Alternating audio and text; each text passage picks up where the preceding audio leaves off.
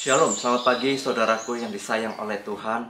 Renungan pagi untuk membuka hati, mengawali hari, melangkahkan kaki, berjalan bersama dengan Tuhan. Apakah Anda takut ketika melihat gelombang laut yang besar? Jujur, saya takut dan ngeri ketika dalam perjalanan mengenakan kapal feri dan kemudian tiba-tiba gelombang menjadi besar dan membuat kapal terayun-ayun. Tentu saja saya menjadi takut. Gelombang besar bagi sebagian besar orang adalah hal yang menakutkan. Namun tidak demikian dengan para peselancar. Mereka justru menantikan datangnya gelombang yang tinggi agar mereka dapat berselancar, berayun-ayun di atas papan selancar mengikuti gelombang. Tidak ada rasa takut, justru mereka terlihat sangat menikmati setiap aliran gelombang yang tinggi. Setiap orang akan berespon secara berbeda terhadap apa yang dilihat dan dialaminya. Sebagian orang menjadi sangat takut melihat gelombang laut, namun yang lainnya sangat menikmati dan dapat menggunakan gelombang untuk berselancar. Demikian juga dengan persoalan hidup yang terjadi di dalam kehidupan kita. Sebagian besar orang menjadi terpuruk dan tenggelam dengan masalah, membuat dirinya sangat merasa bersalah dan hidup di dalam kepahitan. Namun sebagian besar lainnya, mereka semakin terpacu untuk menata kehidupannya kembali di tengah banyak masalah dan pergumulan. Mereka bangkit dari kegagalan dan berjuang. Mereka tidak pernah menyerah. Selama kita hidup tentu saja masalah akan datang silih berganti. Pergumulan datang silih berganti seperti ombak atau gelombang lautan yang terus datang. Pilihannya, apakah kita membiarkan diri tenggelam dengan masalah, mencari jalan keluar dengan cara kita, atau memilih untuk melihat dan memandang Tuhan, bersandar pada Tuhan, meminta hikmat-Nya agar kita memiliki kekuatan untuk dapat melewatinya. Firman Tuhan berkata, "Diberkatilah orang yang mengandalkan Tuhan, yang menaruh harapannya pada Tuhan." Yeremia 17 ayat 7. Mengandalkan Tuhan berarti kita sedang mempercayakan diri kita sepenuhnya ke dalam kuasa Tuhan. Ini bukan bersifat pasif, melainkan membawa kita untuk tetap aktif.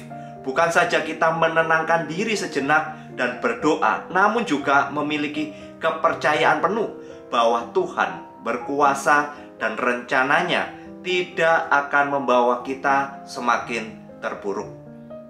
Memahami kasih karunia Tuhan yang begitu besar, itu membawa kekuatan dan ketenangan bagi jiwa kita.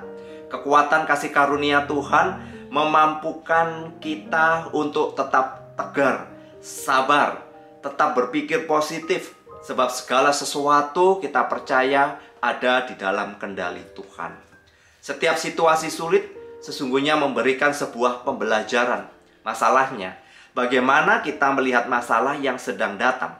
Apakah itu menjadi sebuah kuburan yang gelap dan menyesakkan, atau sebuah tantangan dan peluang untuk melihat pelangi di balik hujan yang membangkitkan semangat untuk kita berjuang?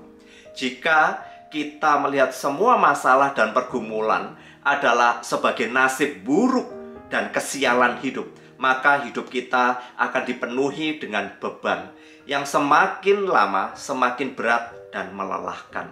Sebaliknya, jika kita dapat melihat masalah dan pergumulan sebagai sebuah proses pembentukan diri, maka kita dapat menemukan banyak pelajaran penting tentang arti hidup yang semakin mendewasakan kita untuk memaknai hidup. Ibaratnya seperti gelombang, kita dapat tenggelam di dalam ketakutan dan penyesalan, atau kita dapat berselancar di atas masalah untuk tetap dapat menikmati hidup. Kekuatan kita bukan berasal dari kehebatan kita, melainkan Kristus yang bertahta di dalam jiwa kita, dalam hati kita, yang memimpin hidup kita untuk tetap percaya akan kuasanya yang ajaib. Tuhan adalah Tuhan yang setia dengan janjinya.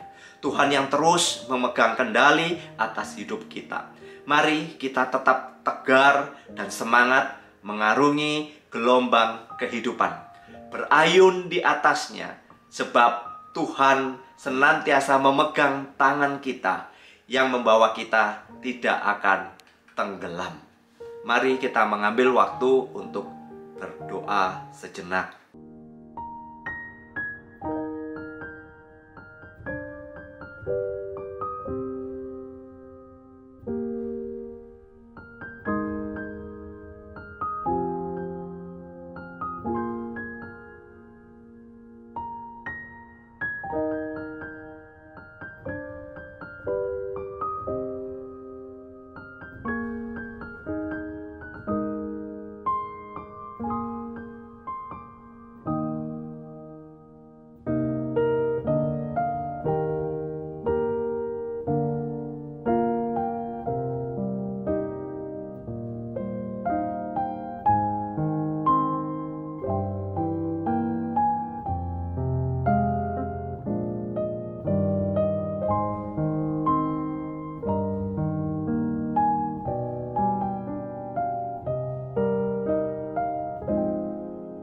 Tuhan, tenangkan hati kami untuk kami terus belajar di tengah-tengah masalah pergumulan yang terus datang silih berganti atas hidup kami.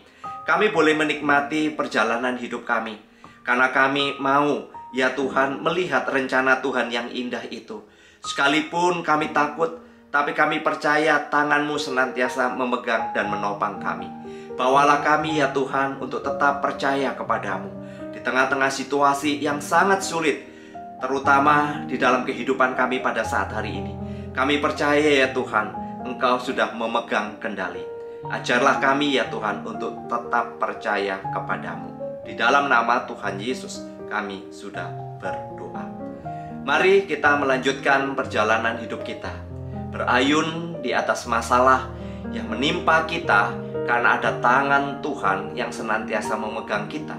Berkat dari Allah Bapa, Tuhan Yesus dan Roh Kudus menyertai kita hari ini sampai selama-lamanya.